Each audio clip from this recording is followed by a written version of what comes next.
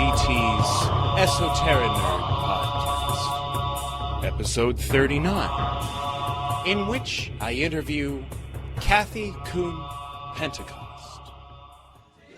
But first,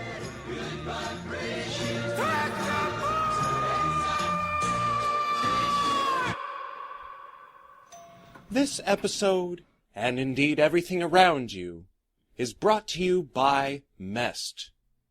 Mest. It's what's for dinner. This episode is also brought to you by Ethics. You might remember in episode 36, I mentioned that a well-run organization is said to have its admin, ethics, and tech in. Well, we've already defined admin, and you know this is the tech support segment. Now let's talk about ethics. 1. The term is used to denote ethics as a subject, or the use of ethics, or that section of a Scientology church which handles ethics matters. 2.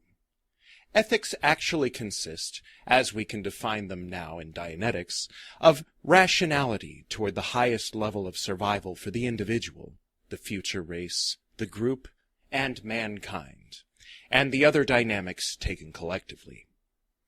Ethics are the reason. The highest ethic level would be long-term survival concepts with minimal destruction along any of the dynamics. 3.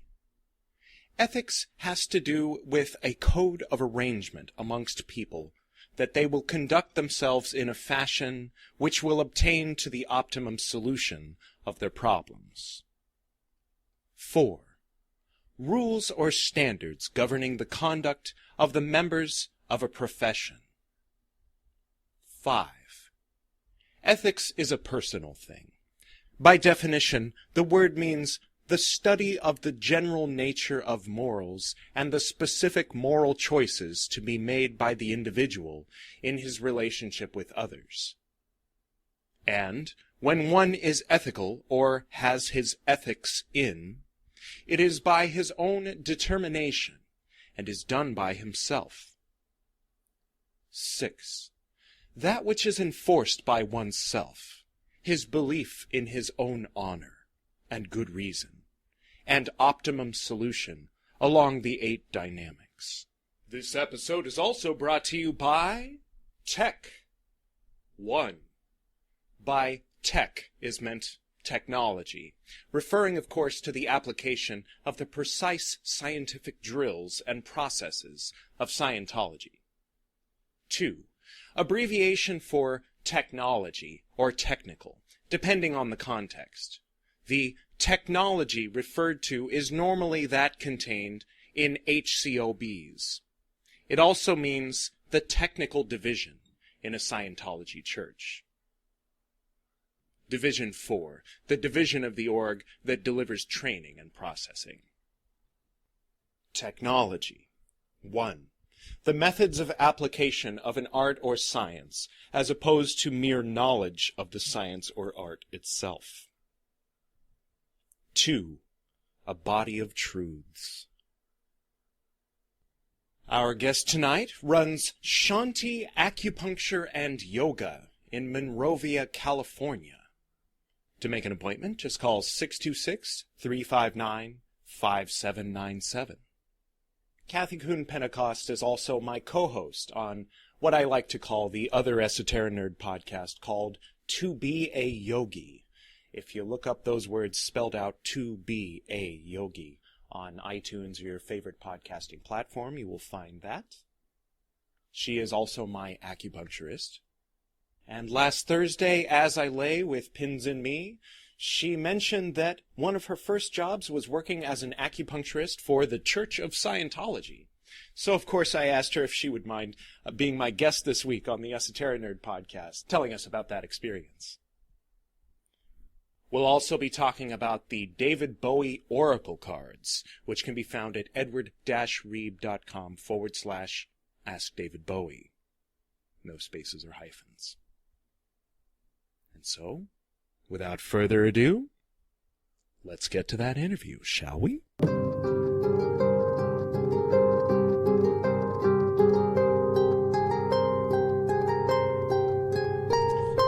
Greetings, Soar. Welcome to the Esoterinerd podcast. Hello. Do you know about Soar and Frater and all that? I don't. Soar is Latin for sister. Oh, okay. And so I make a point that fratres et sorores is the usual way that it's by esoteric is stated, and in books and stuff like that. And in ritual scripts it says fraters and soars. Those silly Victorian British Golden Dawners weren't quite esoteric nerdy enough, so those of us who've updated and clarified and like, well, let's get serious with our nerdiness, and so they say fratres et sorores. I say sorores et fratres because it gives them pause and makes them reflect upon why is it that we say fratres et sorores, and it's a rhetorical question because it's, of course, the patriarchal Western civilization, or Eastern for that matter, that goes back unto the ages of ages, which hopefully with the dawn of the age of David Bowie will, go the way of the dodo. Jesus can take a break, and someone with a little more charisma and sex appeal can take over as the personification of the great I am. But I digress. What was I saying? I was going to explain. Oh, yeah. So that's the Soar thing. Normally, when you get initiated into a Golden Dawn or a Thelema or a derivative of either of those, you'll end up saying, "Oh, these are all your fraters and soars," or if they're nerdier, fratres et sorores, or if they're cool and esoteric nerdy like me, I'm the only one that says sorores et fratres. Basically, is what I'm getting at. So for now, at least. So you wanted to clarify. I misspoke. I said that you were working as an acupuncturist for the Church of Scientology. And to those admins that are currently listening, we should clarify she was working for a Scientologist.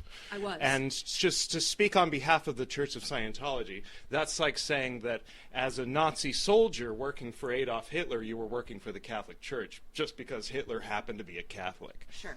So that said...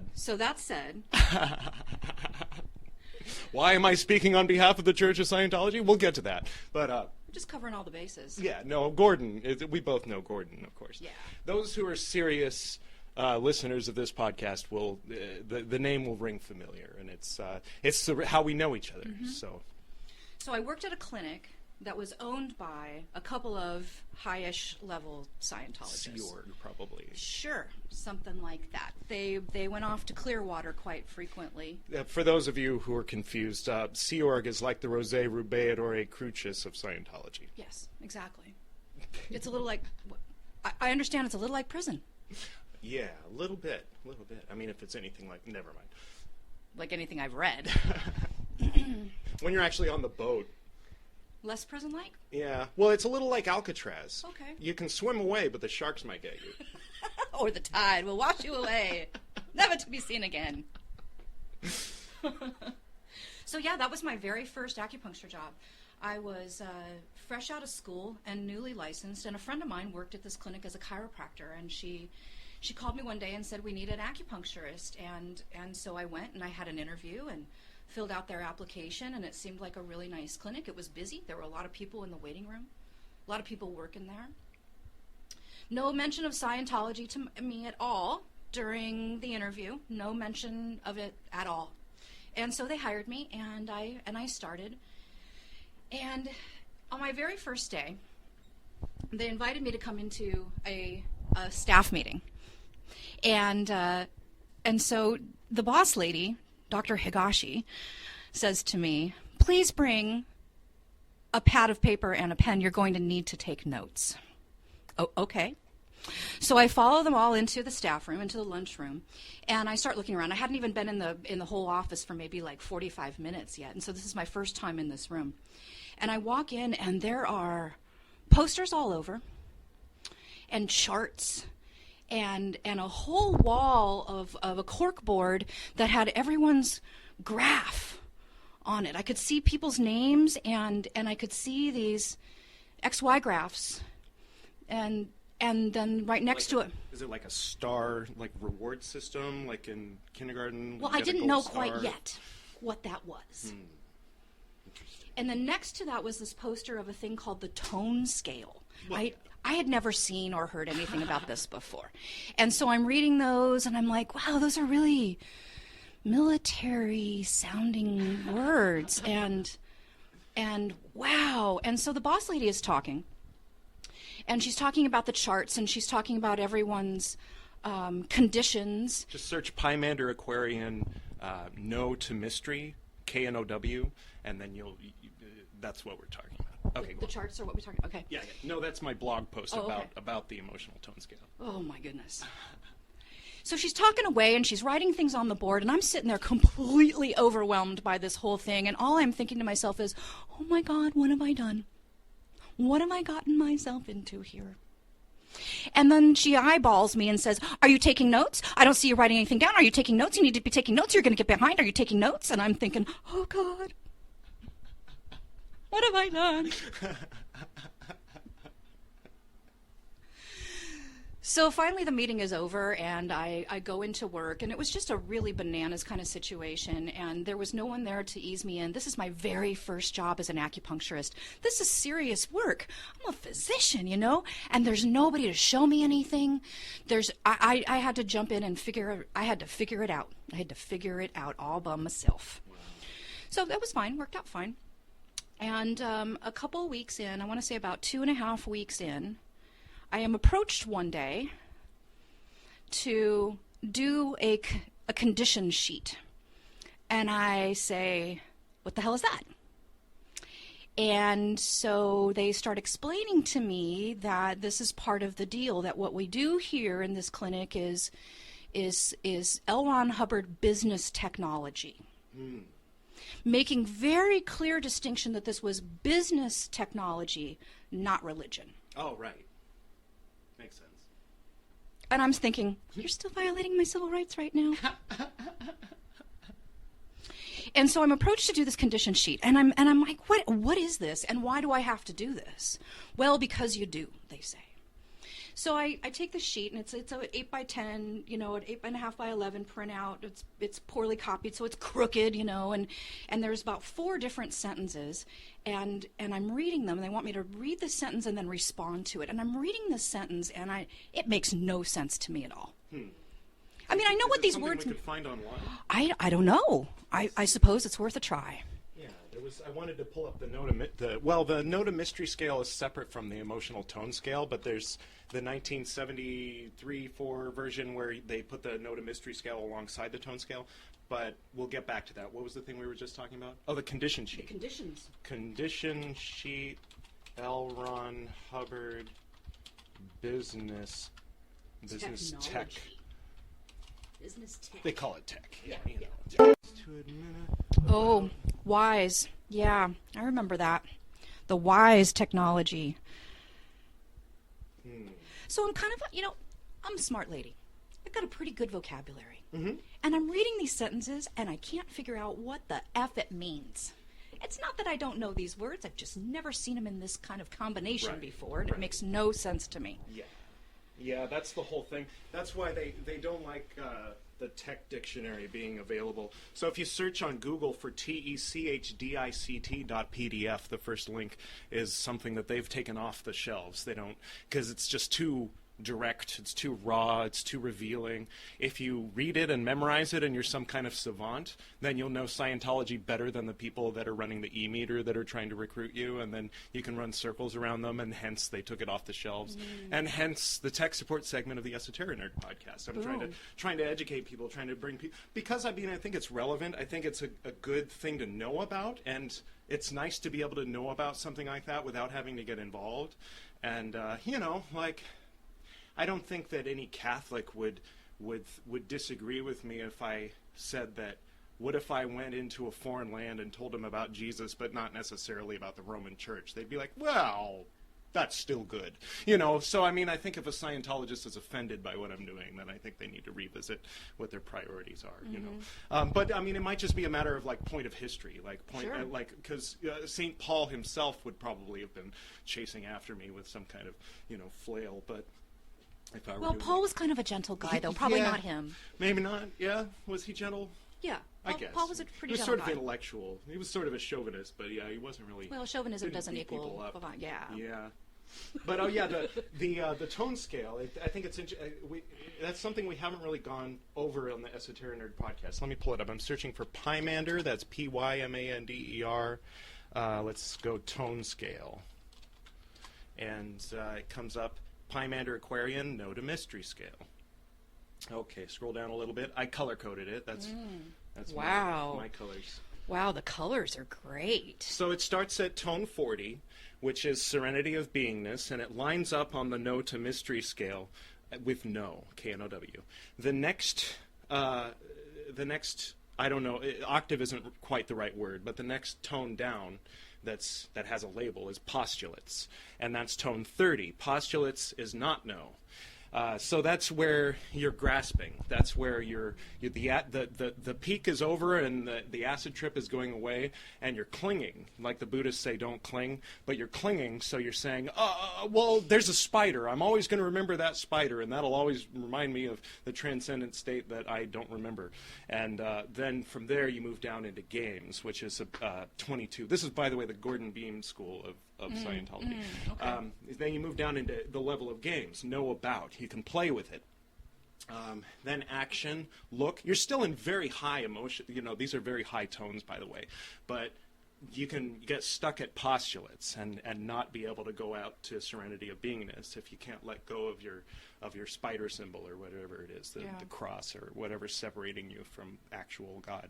And then you move into exhilaration. Then you've gone down into plus emotions. We're in positive emotions, aesthetic, enthusiasm, cheerfulness, strong interest, conservatism, mild interest. So now we're kind of like, see, we're getting into the yellow, contented, disinterested, boredom, monotony. And that's the bottom of the positive emotions. Then you're getting into antagonism. Now, there's a lot of different ways to look at all this. If you look at it from the standpoint of, if you like, for example, if you look out the window and you feel the general group, the group emotion, which if you've been paying attention to the Esoterinerd podcast, you remember one of the 55 perceptics is covert hostility. Then in order to get from covert hostility to serenity of beingness, you can't skip unexpressed resentment, no sympathy, resentment, hate, anger, pain, hostility, antagonism. So these are kind of like some of the ideas that are built into the Scientology assumptions is that you go through those things. And so that's, you know, I mean, people come out of that going, yeah, they were yelling at me. It was really weird. You know, I don't know what that was up with that. And it was like, well, they were trying to get you out of covert hostility and trying to get you angry so that you could get beyond anger and up into boredom. But you didn't make it, and you left, you know. Hostile. Yeah. Yeah. Well, or you left and you were angry and you're succeeding. And then eventually you'll get bored and the system actually worked. Yeah. So that's interesting. That is interesting. But yeah, if you go the wrong way, you get down into terror and despair. And I get stuck in grief sometimes. Like this project I've been working on with the David Bowie Oracle, I've been all over the tone scale. I've been waking up in the middle of the night with songs playing in my head. And, you know, it's really been something. Wow. Interesting. And then if you get down into negative emotions, there's the opposite octave of serenity of beingness, tone negative 40 is total failure.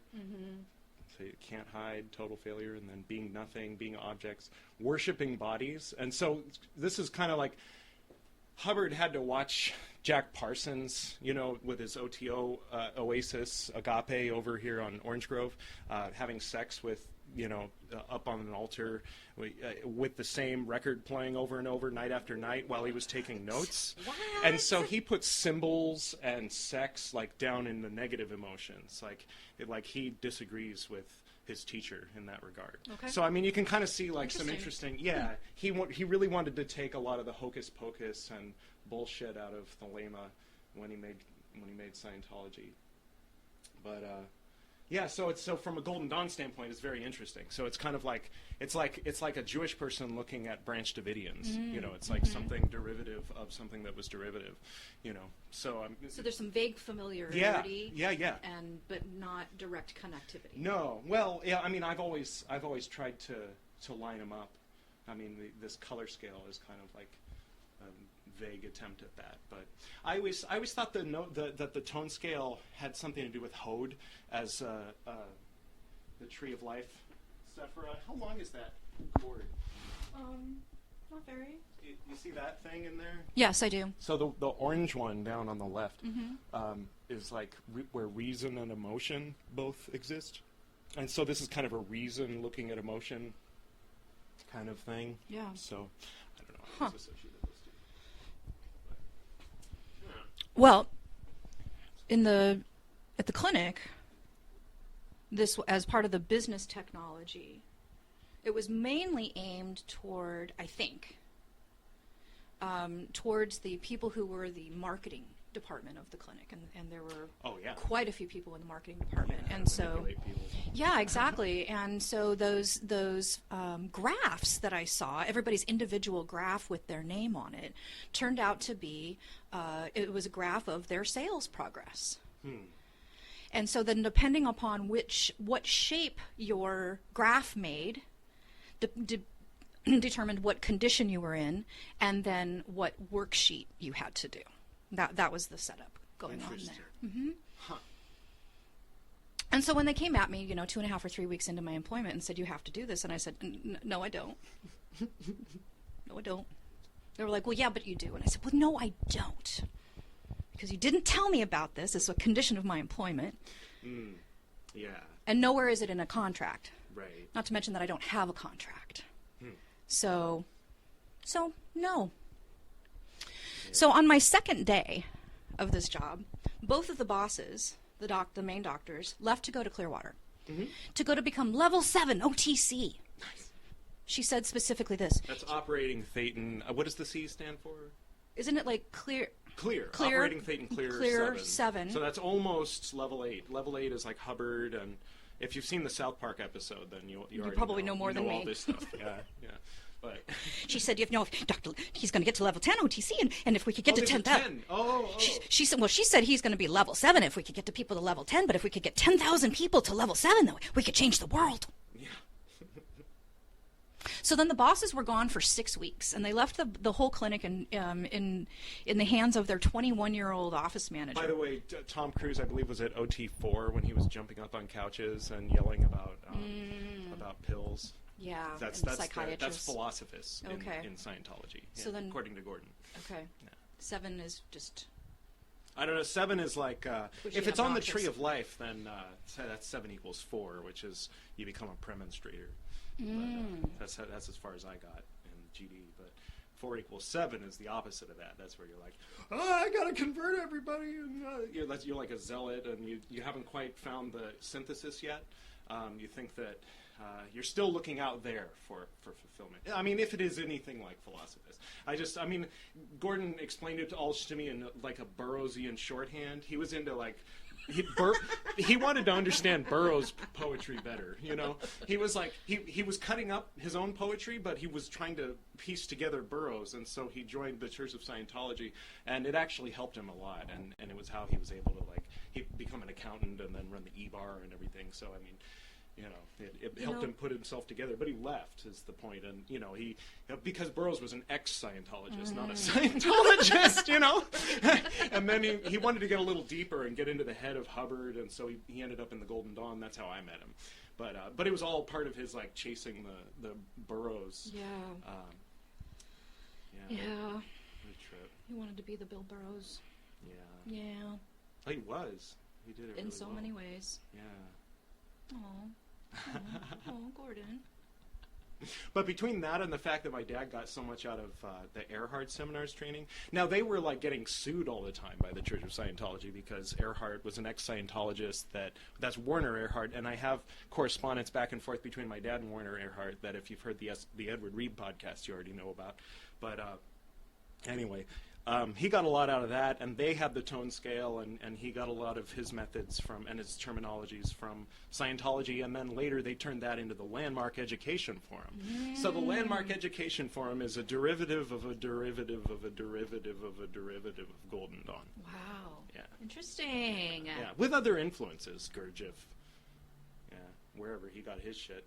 I don't know. I think he was some kind of savant. I think, like, there's that guy back east, the the painter that's like, yeah, here's where the alien puts their hand, and here's where the human puts their hand, and then we'll use DNA to create a city that'll grow out of a...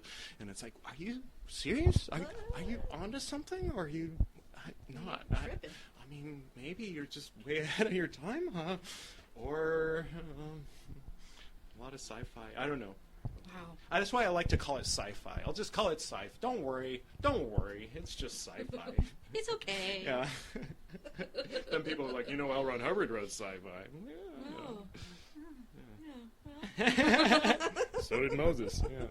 No, I don't know. It's funny. Fire came from the sky. Oh my God, that place was so bananas. So after they left, that office turned into kindergarten, and it was like working in a hen house. It was absolutely crazy. And there's that WISE organization that we saw just come up on the Google.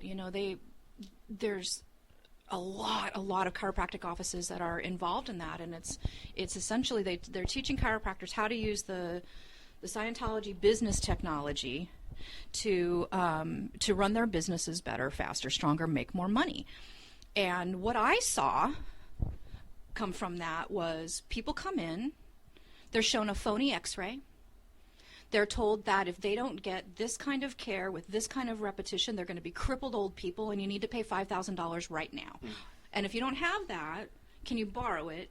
If you can't do that, then we can sign you up for this medical credit card, and then you can pay us that way. So wow. So some seriously unethical behavior for physicians. So while they were gone, there was this desperate push to keep everybody's numbers up, right? Or they were gonna pay severely. And so it turned out that the office manager was forging patient signatures on the credit applications to the tune of about $130,000. Not that she pocketed it herself, but so that her numbers would stay up and she wouldn't get in trouble. Wow. While the bosses were in Florida. So when they come back, the main boss guy says to me, so how were things while I was gone? I said, well, do you want my polite answer or do you want my honest answer? And he said, well, the honest answer, of course. And I said, well, I'm going to need about 20 minutes. He had a little bit of a slightly shocked look on his face when I said that. And so we met up in the staff room, the one that contains all of the posters and tone scales and stuff afterward, and I proceeded to tell him, I pretty much threw everybody under the bus. I did. I said, you might be shocked by what was going on here. And I used the words kindergarten and hen house. And at some point, I don't know what it was that I said that inspired such a passionate response by the boss man, but he kind of got up and out of his chair and over the table at me like he was going to assault my being physically. Wow. Yeah. And part of me was going, come on, mofo, please do that so I can sue you. Or something. Wow. Creepy. It was creepy. It was super creepy, and I'm still refusing to do their condition forms, right? Again, not told to me, just to be part of my employment. Yeah. And so the boss man says, you're not doing this. And I said, you're right, I'm not. I'm of the opinion, and, I think that I get part of this from Gordon, like, if there is a baby in that bathwater, then reading the tech dictionary and knowing the vocabulary is like reading the red letter text in the New Testament, and getting involved with the church is like getting involved with the church. Mm-hmm. Two different things. Mm-hmm. So I always recommend not getting involved with the church. But go ahead and educate yourself. But keep in mind that, when you buy shit off Amazon, they have your name and information. So It's better to get it for free. Yep. So they handed out to everybody packets. One day I got into work and there were packets in everybody's box. This was because of me, right? Because I'm the Norma Ray of this clinic, And there's contracts in there, and there's the little Way to Happiness book with their picture on the front. They had them printed for themselves with their picture, and instructions that everyone was to read the book and write an essay on each chapter. Yeah, okay, sure. So I said, I need to go do an errand real quick.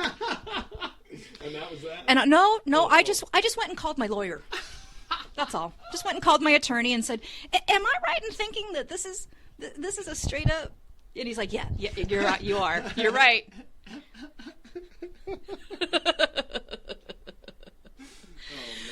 And so they pushed up on me more and more and more, and I refused flatly. I had to defend myself constantly. While 2.5 months. I only lasted 2.5 months. And at the end, I had to quit by note because I was being so severely harassed face to face that I wrote a note. Dear doctors, today is my last day here. Please mail me my final paycheck to my home address. Thank you for the opportunity. Love, Kathy. It was pretty much how it went. And I ran out the door. I'm not kidding. I stuck that in the box and I ran out the door. Because otherwise they were going to tackle me and there was going to be another conversation and they were going to ask me to conform again. I already said to him once, I'm like, you're talking to an old punk rocker here. Conform is the last word you want to use. Yeah. No. Conform and commit. No. So as you know, in California, there's a 72-hour window with which you are to receive your final paycheck if you quit. And it's an at-will employment state, which means that you can quit or be fired anytime for any reason. Right. And if you quit, your employer is required to pay you your final paycheck within 72 hours. Well, they couldn't pay me my lousy $250 in time. Of course not. So I had to file a thing with the labor board, wait a couple months, go have a meeting. The boss lady doesn't show up to the meeting. She appears by phone. Oh, my God, what a gift that I didn't have to sit across the table and look at her. And even the investigator lady was rolling her eyes at the thing that the boss was saying on the phone. She quit. She just quit. The investigator's like, yeah, and what? That's unethical according to L. Ron Hubbard. That's not in our business technology. I don't have a tone scale for that one. So my lousy $250 paycheck turned into $1,500. Thank you. Nice. Thank you. And never to be seen or heard from again. So that was my experience. I think I could put together a couple years of a sitcom. I think I could throw together a pretty decent little script that, some other writers could. I could put together just a skeleton script. Well, and I found out, too, that one of my friend who brought me in, she was a chiropractor, and she had already been working there for quite a while and was really seduced by the bosses and all of their promises of money and glory and what have you, and so at their urging she signed up for a class at the church to the tune of $5,000 and then found out many months later that there was a kickback going to the bosses. Which is just so shady. It's just so shady. And to portray yourself as she did, as the boss lady did to my friend, as a friend, and with personal care and concern for your well-being and your emotional well-being, and my friend bought it, and it was just a huge manipulation. It seemed like it. It was so disappointing. That book, Scott Peck's People of the Lie. He investigates people that kind of have just that deceptive personality like that. That would enter into something that was so, to be so bold-faced about being ethical, and then to be so overtly unethical, and do it at the same time without flinching. I think there's something in the DSM about that. He's like, we don't have a word for that other than malignant narcissism, but he calls it evil. Like, it's human evil. And it has many forms. And he wrote this book very carefully, about I'm going to talk about human evil as a psychologist. And so it's kind of interesting. Of course, they don't like psychology over there, but for people who read from more than one school, sure, who would read the Tech Dictionary and a book on psychology, you might imagine that. Yeah, and then maybe even learn a foreign language. And don't look behind door number 2. Yeah. Yeah. It was a huge commute. It was like a 2-hour drive each way. Well, I'm glad you were able to find something better, a better situation. Well, I think of it this way. I got the most intense job, the worst commute, most intense job out of the way first. Like, there was nowhere to go but up from there. Yeah. So I'm grateful for the experience, really. I learned so much. Yeah.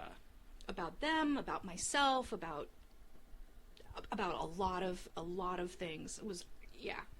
I don't even know if they're still open. It's always nice to get away from situations like that. Yeah, it's like after you've been holding your pee a really long time. Yeah, or beating your head against the wall and you finally stop. realize you can stop. Yeah. Well, I want to switch gears entirely. Okay, let's switch over to David Bowie. yes.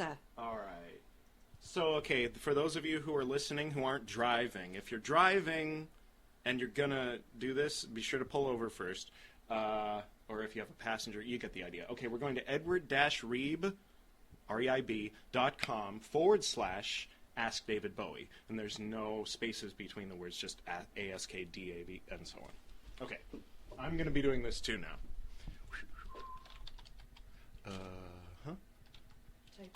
Typing. Okay. Oh, there it is. David Bowie Oracle cards. It's only a game. Or is it?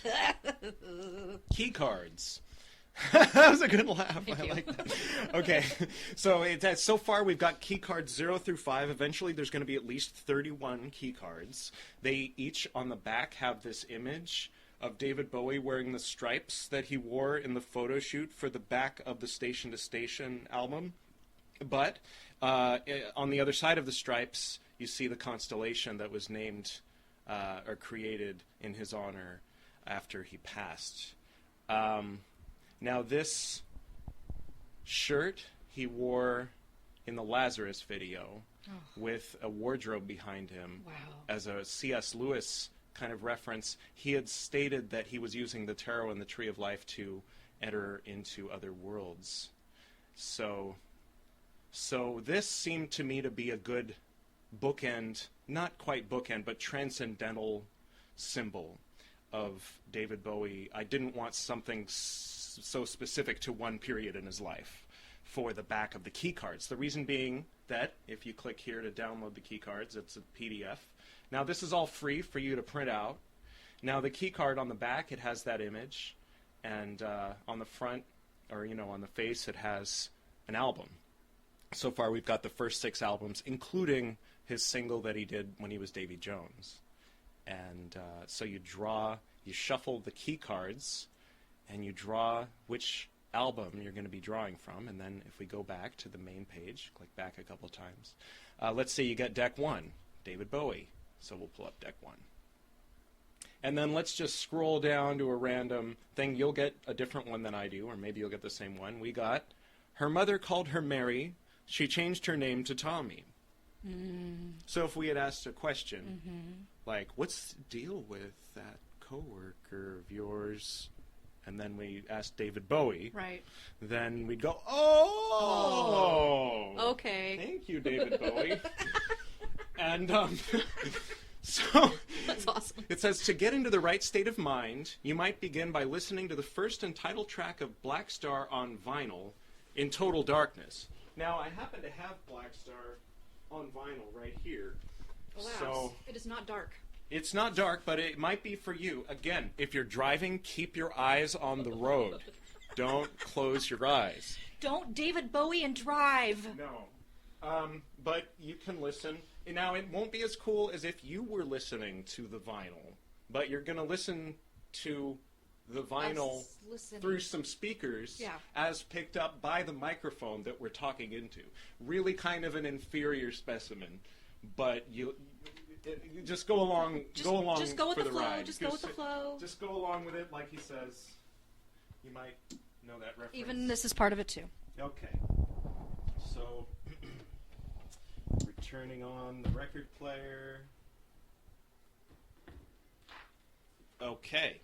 So, it says here, to get into the right state of mind, you might begin by listening to the first and title track of Black Star on vinyl in total darkness while contemplating its meaning. Then, light a solitary candle at the center of the room or circle. Let me turn it down a little. If the candle is atop an exact replica of the Major Tom skull from the video, even better. Look into its eyes and ask him your question. Okay. Oh, this is just the key deck. Oh, So we're asking the question, is this a valid form of divination? David Bowie. David Bowie. So you drew Well, they're... this deck.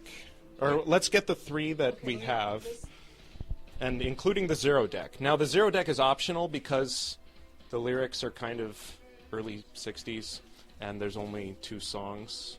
So it's just going to be that one, that one. Okay, so we got to shuffle these 3. So it's going to be either Space Oddity, Dave Bowie, or Liza Jane. Okay. Looks like it's Liza Jane. Liza Jane. Okay, so since we haven't printed this out yet, we're just going to scroll to a random one and point. Don't. You better come back home. You better come back home.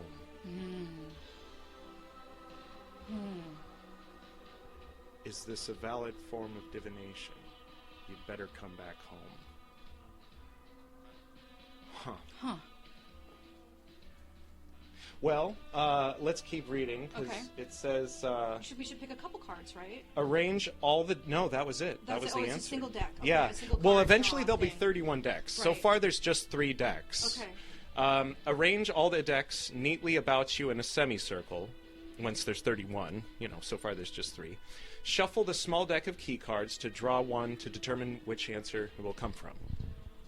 There's your answer. Please note that David Bowie can be a bit abstract. He is an artist, after all. It might take a little bit of abstract thinking and intuition to deduce the meaning behind his response. Although sometimes it will ring as clear as a bell. Like, you better come back home. You better come back home. I hope that doesn't mean, like, is this a valid form of divination? And he's saying, no, you better come back home. You better go back to the drawing board and start over. I didn't take it that way. Okay. I didn't take it that way. How did you take it? Well, home has a lot of meanings, right? Yeah. So Well, did he go home? Is he in... that's what I call Father home. Yod said Sirius, the star Sirius, was home. Okay. But I think for David Bowie... Well, his constellation is the closest we have. Yeah, but who said he even stayed in the damn galaxy? Right. Well, he gave... Okay, this was according to the directions he gave throughout his lyrics, because it was where Mars happened to be passing by at the time, and but it's in Virgo, or it's near Virgo, so I kind of felt as a Virgo, that's kind of nice. But, yeah. Better come back home. Well, anyway, so that's the idea. It's like the home also being like the starting point, right? So not necessarily start over, but take what you've done and bring it back home. Yeah. So maybe the message is more about don't stray too far from the Bowie. Yeah. Right. Keeping it tighter. Like not letting your ego mind perhaps influence that. I don't know. Just saying. Yeah. Well, then again, my room is a mess and the kitchen's a mess, and I'm supposed to be cleaning to get ready to sell the house. So maybe he's telling me I should like put this project aside for a minute. Oh, and come back home and work on that for now.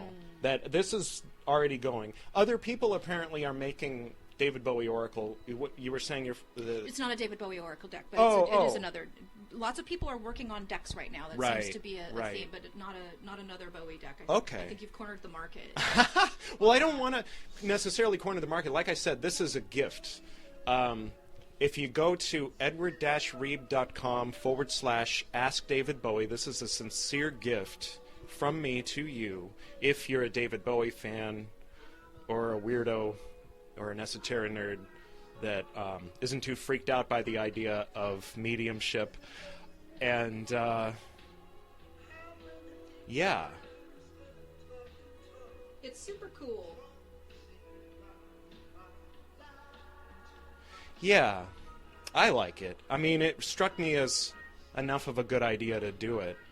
And as I've been doing it, I've started to, like, hear David Bowie's voice in my head.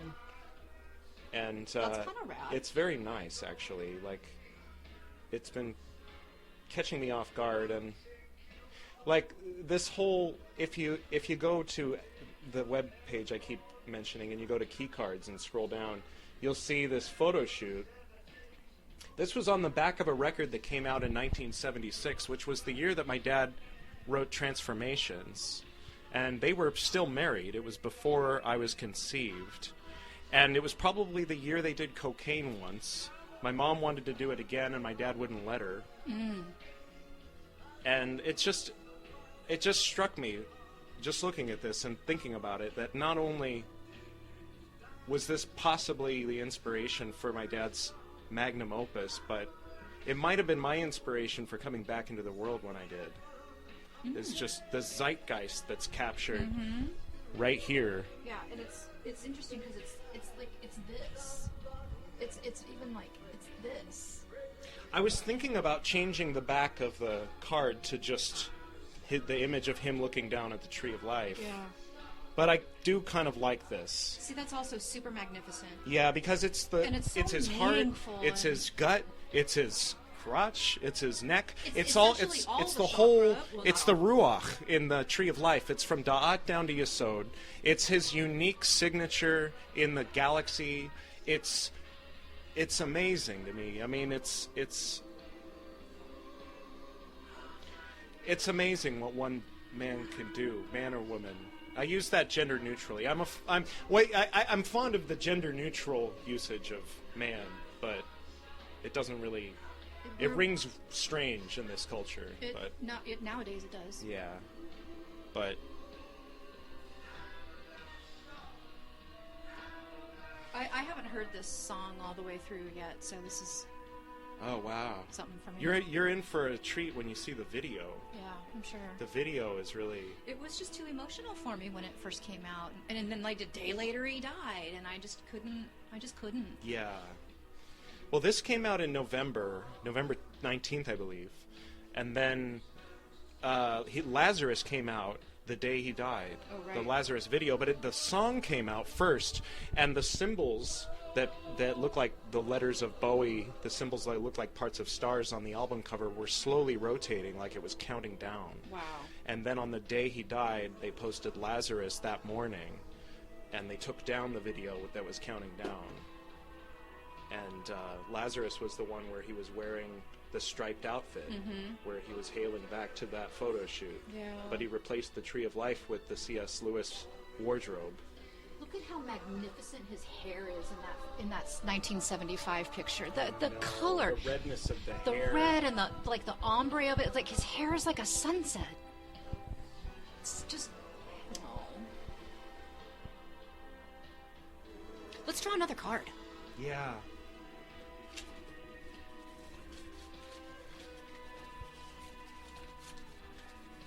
I haven't said it on the airwaves yet, but I feel like the way that he went out was very healing for a lot of us who were very damaged to the core of our soul by the way that Robin Williams went out. For reals. And I think he might have done that on purpose. You think he was conscious of that? Interesting. I mean, he was he was brilliant. He's the video, for instance, when you see it, it's vague enough and abstract enough that you're subconsciously you can't help but fill in the details on your own. And the same with his words. Like listening to one of his albums all the way through and really listening to the words, you can't help but fill in the rest of that world. And you might fill in a world that's different looking or shaped than someone else, but that's what it has in common. I mean, so who knows what he meant? That's part of the beauty of it, is now that he's gone, no one can ask him. I mean, he always would refuse to say, you know. He always had a silly answer for you. Yeah, he wouldn't give you a straight answer. So I recommend downloading this deck if you're into the idea. It says on there with instructions, it's a PDF. You print it double-sided, flip on the short side, preferably on some cardstock matte finish paper. Did you want to ask him a question? Yeah, let's ask the question. Do you have anything to say, David Bowie, to our audience tonight? Okay. Let's find the answer. Was it this deck or was it? Yeah, it's that deck. Okay. So this is deck 1 we're drawing from. Deck 1. David Bowie. David Bowie. And say when. Now. Maids of Bond Street shouldn't have love affairs. Interesting. Wow. Maids of Bond Street shouldn't have love affairs. Okay, well, there you go. Huh. Is there anything else you want to talk about? We've gone over Scientology. We've gone everybody over had a good chuckle David over Bowie worship. I mean, and I wanted to clarify to everybody, if anybody thinks I'm worshiping David Bowie or whatever, I want to clarify that I am worshiping the one true and almighty eternal God, the Alpha and Omega, as David Bowie. Fair enough. All right. Okay. Cool. Thank you. Thank you all for tuning in. Thank you for joining us on the Esoterinerd podcast. This was a lot of fun. I always enjoy podcasting with you. And sometime soon I'll have some interviews having to do with Bhavas Fest. That's BHAVASFEST.com. And my promo code is 2, the number 2, B, Yogi, 2BYOGI, if you go to that. Now, that's up in Kern River. There's going to be whitewater rafting and all kinds of... It's a 4-day camping thing. There are rooms if you're, allergic to camping, but it will be springtime. It's March... the end of March, beginning of April. So it's like the last day of March and then the first 3 days of April. So check that out. And you'll notice on the presenters page, I'm one of the presenters. I'm going to be there covering it on the podcast as well as teaching yoga and meditation. I'm going to be teaching a version of what my dad taught me when I was a kid, but coupled with some more traditional yoga practices of opening the chakras and that kind of thing. Awesome. And it should be a lot of fun. It'll be great. Thank you very much. And we're talking 2016, by the way, the end of March 2016. If you're tuning in from some future That's like date. 2 months from now. Right. And so. Man, that's going to be awesome. That's going to be such a great few days. Yeah, I'm looking forward to that. Cool. Maids of Bond Street. Should we do one more? Shouldn't have love affairs. Let's do one from deck 2. Okay. Okay. We'll have all of the decks. Closing thoughts. We're going to let him have the last word. Okay. Let's turn down 'Tis a Pity She Was a Whore. Okay. And Okay. So, The parting words. the parting words for the Esoterinerd on Monday. Oh, by the way, happy birthday, Idell Murphy. The parting words from David Bowie. I've caught your wings for laughs.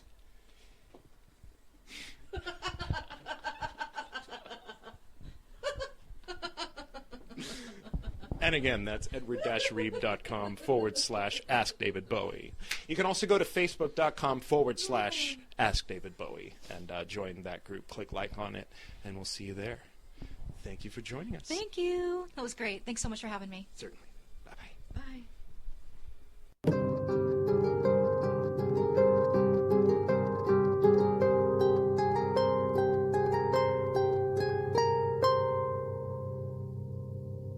At the ending of the night, at the limits of the light, Thoth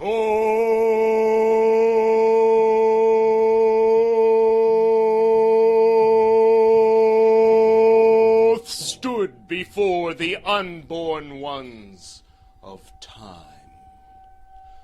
Then was formulated the universe. Then came forth the gods thereof, the aeons of the bornless beyond. Then was the voice vibrated.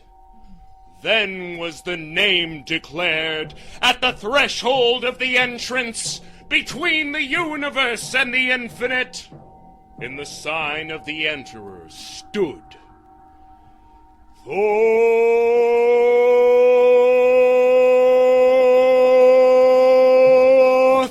as before him were the aeons proclaimed.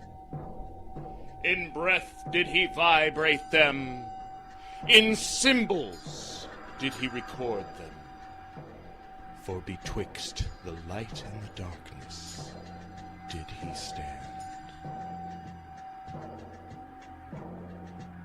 Procolo procolesti profani barlastium pala. In the name of the mighty and terrible one, I proclaim that I have banished the shells unto their habitations. I invoke Thoth,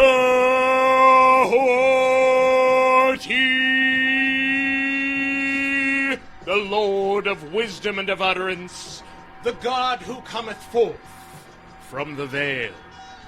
O thou majesty of the Godhead, wisdom crowned, Thoth,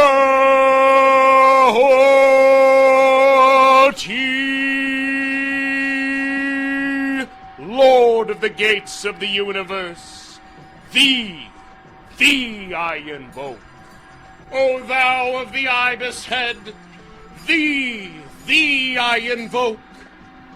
Thou who wieldest the wand of double power, thee I invoke. Thou who bearest in thy left hand the rose and cross of light and life, thee I invoke. Thou whose head is as an emerald and thy nemesis as the night sky blue, thee I invoke. Thou whose skin is a flaming orange as though it burned in a furnace, thee I invoke. Behold, I am yesterday, today, and the brother of tomorrow. I am born again and again. Mine is the unseen force whereof the gods are sprung, which is as life unto the dwellers of the watchtowers of the universe.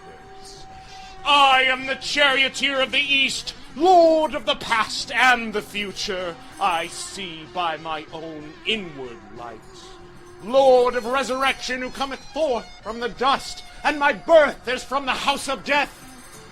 O ye two divine hawks upon your pinnacles, who keep watch over the universe, ye who company the bier to the house of rest, and pilot the ship of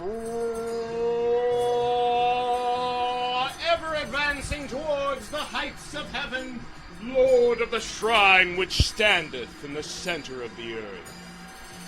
Behold, he is in me, and I am in him. Mine is the radiance wherein Ptah floateth over the firmament. I travel upon high. I tread upon the firmament of Nu. I raise a flashing flame with the lightning of mine eye, ever rushing onward in the splendor of the daily glorified roar, giving my life to the dwellers of the earth.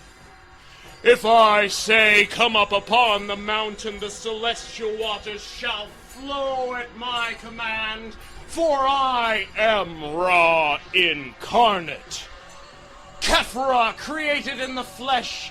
I am the idler of my father Tanu, Lord of the city of the sun. The God who commands is in my mouth. The God of wisdom is in my heart. My tongue is the sanctuary of truth, and God sitteth upon my lips. My word is accomplished every day, and the desire of my heart realizes itself as that of Ptah when he created his works. I am eternal, therefore all things are of my design. Therefore do thou come forth unto me from thine abode in silence. Unutterable wisdom, all light, all power,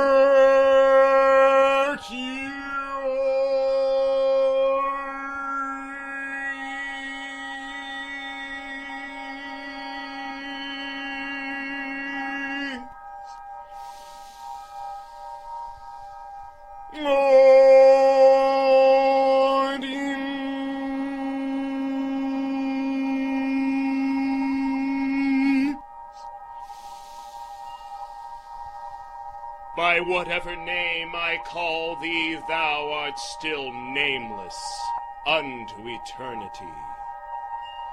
Come thou forth, I say, and aid and guard me in this work of art, thou star of the east, which didst conduct the Magi. Thou art the same, all present in heaven and in hell. Thou who vibratest between the light and the darkness, rising, descending, changing ever, yet ever the same. The sun is thy father, thy mother the moon. The wind hath borne thee in its bosom, and the earth hath ever nourished the changeless Godhead of thy youth.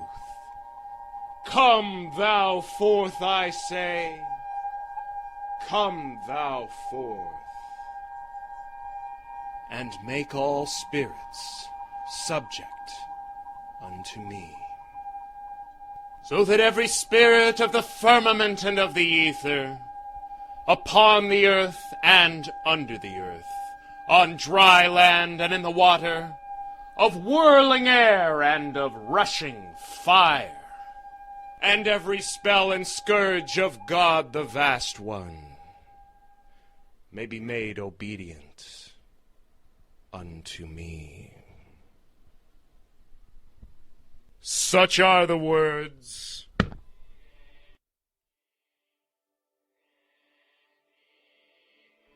Thank you to Alan Bennett for composing the Invocation of Thoth. I know. He didn't write that first part. What was it called? The Exhortation of the Higher Genius? Something rather. I'm a little rusty, I know. Thank you, Kathy, for joining us on the Esoterinerd tonight. Thank you to Susumu Ueda, as well as his father and the rest of the monks at Jiofuku Inn, on top of Mount Koyasan, the 1,200-year-old esoteric Buddhist Shingon mountaintop. You gotta go. You gotta find a way to get to Japan. They composed the music that you're listening to right now, as well as the intro, that iconic intro to the Esoterinerd podcast. Special thanks to Tom Cruise, L. Ron Hubbard, Gordon Beam, and of course, David Bowie. Most importantly, thank you to you, the Black Star listening to this podcast. Until next time.